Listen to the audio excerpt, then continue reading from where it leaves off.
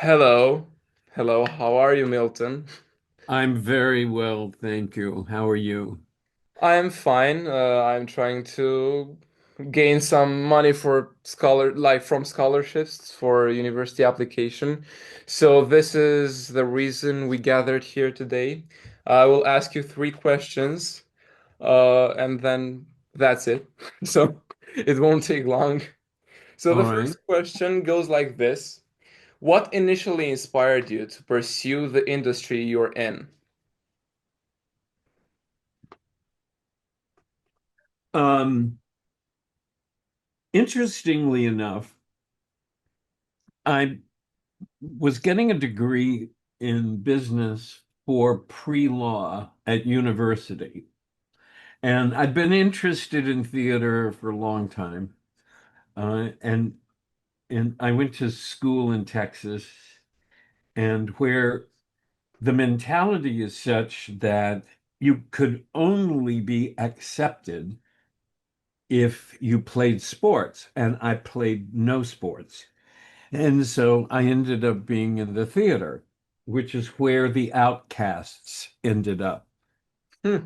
Anyway, I went to university studying for pre-law. And the summer between my freshman and sophomore year, I went to New York with a friend. And I was sitting in a Wednesday matinee of a play, and I was overwhelmed by it. I could not believe the power of sitting in the theater and watching a play.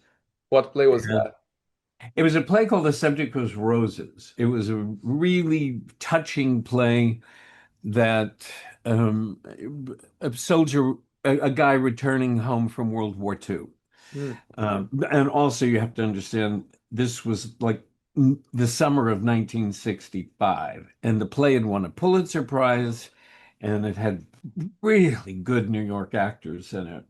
Anyway, I sat in the theater basically in tears and decided that I could not spend the rest of my life in the audience. And so I went back to university. I switched majors. I entered a fine arts program. And then and I didn't tell my parents, who didn't find out until my grades came in at Christmas. And my father looked at my grades and said, "What is directing 101?" And so I confessed to them that I had switched my major to theater. And what Um, did they think about it?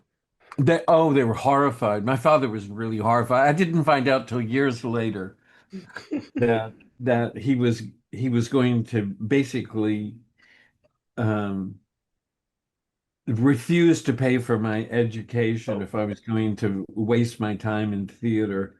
I have a feeling in 1964, when you if you told your parents you were going to study theater, that was like it became like 20 years later telling your parents you were gay. It's like they threw you out. I mean, studying theater was one step away from saying I'm going into prostitution. They were Well, not happy about it at all. yeah, but hey, you won an Oscar, right? So Well, that's really kind of an interesting thing. It's weird, but I'm not really sure. I mean, my father grew up on a farm during World War II. He was in the Navy, and so it's like he and then came to the city and became really successful. It was like what we call the American dream.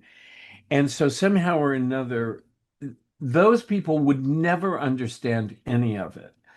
And even after winning the Oscar, he was thrilled and went on and on and on. But a year later, he wanted to know basically, so when are you going to get a real job? I mean, it's like still didn't make sense because what we do makes no sense. yeah, that's true. Actually, that's true. The second question goes like this. What's one important piece of advice you'd give someone like me starting out in the field? Well, I'll tell you the piece of advice that was given to me, and it's really funny. Somebody asked me once, like the same question. And my first job in New York was at the New York Shakespeare Festival, and I was assistant to the composer. And I was going to go back and get a master's degree. And John said to me something that really has stayed with me forever, which was never say no to something that may be a new opportunity for you. And I think that was it. I think I never said no. I never decided in advance. I never said, and it didn't make any difference what it was. And years later, well, it wasn't that many years later. But actually, it was like 6 months later, I met people from the Oxford Cambridge Shakespeare Company, and they said, "Why don't you come to England? We'd like an American director to plan our next year's season." And so I moved to England. And so I became the American director of the Oxford Cambridge Shakespeare Company. And then I I went back to school and they were doing they were shooting a television show at my university and they needed somebody for a week. So I took the job for a week. And so then I was offered a job in television. Wow. And then, so and then but it's like I never said to myself, wait a second, I've never worked in television. I hate television. I think it's cheap. I'd never done it, so I tried it. Um, and then another friend of mine in a very kind of glib way called me one day and he said, I've discovered the secret of life. And I said, what is that? And he said, keep moving. It may be forward. And that never affected my life, but I did look back and said, yes, I get it. I just keep moving. And periodically it's forward. So this piece of advice is very similar, if not identical, to the main rule of improvisation, like never say no, which is That's right. ironic. It's really Yeah. ironic, yeah. Well, and then I think that's a very, very good parallel. Life is kind of an improvisation. Yeah. Yeah, And, it really is. And so it's like, um, there's this thing, not that I've ever been, but there's a thing they say at Alcoholics Anonymous, which is something like if you want to make a God laugh, tell him what your plans are. Mm, And I always thought that was really good. I just kind of have wrapped I mean, sometimes for better or for worse, but sometimes I've just kind of thought, let's just see where this goes. yeah, yes, yeah. And so it's good. It's good that I have plans, but I don't know. I don't suggest that other people live their lives the way I have, quite honestly. Um, I I it's like I was bored living in Los Angeles. I hate Los Angeles. I was bored living in Los Angeles and thought it's time to move back to New York, and I moved back to New York. Friends of mine said, "How the hell can you go to New York? You don't have a job, you don't have a place to live. I mean, what will you do?" And I said, "Well, something will turn up." And it did. Yeah. So it's like I said, it's not the way I would suggest that most people live their lives. Yeah, but on the other hand, life would be boring if you knew exactly what you will be doing in the future. Oh my God, yes. So it's part of an adventure, and it's pretty comic usually when you have some difficulties in life at some point and you go back like years later on them, like even when you tell a story about them to someone, and it becomes funny, even though on the moment or like on the spot it's I not. agree. But that's the fun of it, yeah. Hmm. So this takes us to the last question, the third one, which is what should I be doing now outside of school to prepare for a career in this world? Any career or specifically Oh, this very career? specific. Yeah, no, in this area, All right. I think the biggest mistake anybody makes is being over specialized. yeah. Hmm. I think the big difference between people who are artists and people who are craftsmen is the artists know art, they know literature, they know music, they know theater. And so to me, learning a skill is something you can learn in a half an hour. I mean, I mean, basically, what are we talking about? Learning how to focus. And it's like, sure. But what you can't learn in a half an hour is being educated. Hmm. And I think that when my brilliant son came to live with me, he was the most uneducated person I ever knew. Mark Ruffalo also, who when he came to study with me, was one of the most uneducated people I've ever known. And Ruffalo, especially, is one of the smartest people I know. Now, he educated himself. He read, he knew literature, and the same thing happened with Petrovsky, my son. It's like by the time he got his first job, he could have an intelligent conversation about theater, an intelligent conversation about film, but an intelligent one, not a historical one. And Yeah. so suddenly he was, on the set of terrible series, but the actors around him suddenly said, "Hey, Chris, you can come sit down at basically at the grown-ups table." And it's just because one of the things he said to one of them made them know he was an intelligent person.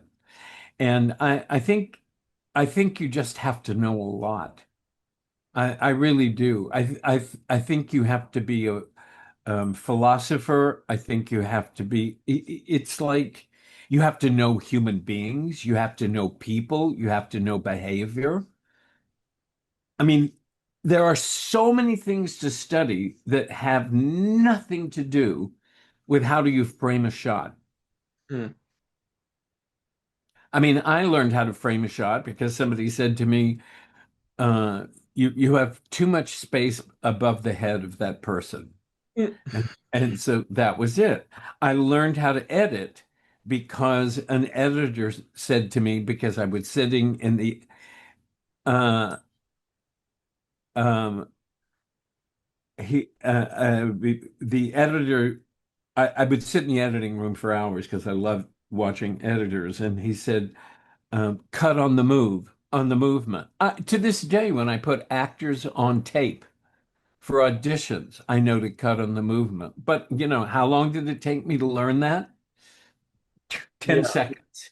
Yeah. So, I mean, so that's, So people should focus more on getting, well, to evolve or to develop in more subjects, like have a wider span of things that they know or they can do, right? So in order to, yes, I mean, it's like there's a whole amazing world out there. yeah. And I mean, to me, the biggest objection I have to directors is they don't know a damn thing about the world. They know how to set shots. Mm.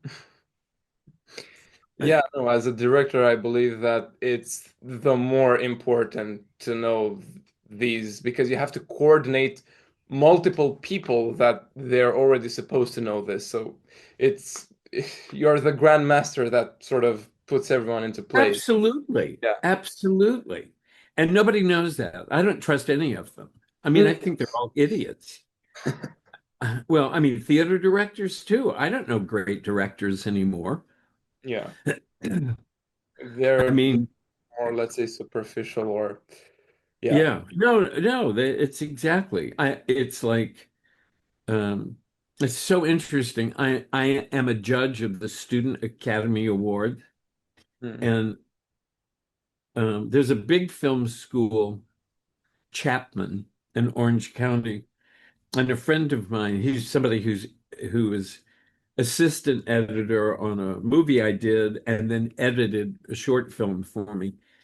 And he's the head of editing. And so I was just in the midst of writing him an email telling him that I said, listen, the thing that's wrong with your students' films Mm. is it's the worst acting I've ever seen. So if the directors aren't learning about acting, and what it means to act, and what it means to analyze a script, then um, if, what the hell? I Yeah, mean, it's going to be crap. yeah, that's true. And so they end up being journeymen. They end up directing, episodes of some TV series. Mm. And I think to myself, well, that must be satisfying. Oh, wow. Did you see my episode of SWAT? Mm. So anyway, Yeah. Thank you very much for your time and for answering these questions. They were really meaningful and helpful for me and in general for anybody who would want to start a career in this field, which is hard. Even I, who am well, I'm at the beginning of the process. I can tell it's hard, but it's fun, and that's what it it matters. is fun. It is fun. I do think the most important thing is that it's fun. Yeah. I mean, listen, I'm almost 80 years old. I'm the youngest 80-year-old I've ever met. And the reason is because every single class I teach is new. I learn something from my students, but a lot. Mm. And I learn about human beings, and it keeps me alive and active. Yeah. It's Hell, your mother took me to lunch. yeah. No, that was fun. That was really fun. Yeah. That was really fun. Please tell her I said hello, and I tell her will. that if when you end up in New York, that she doesn't have to worry. I'll take care of you. Oh, thank you so much. I will tell her. Yes, I will. I will. Thank you. Thank you so much.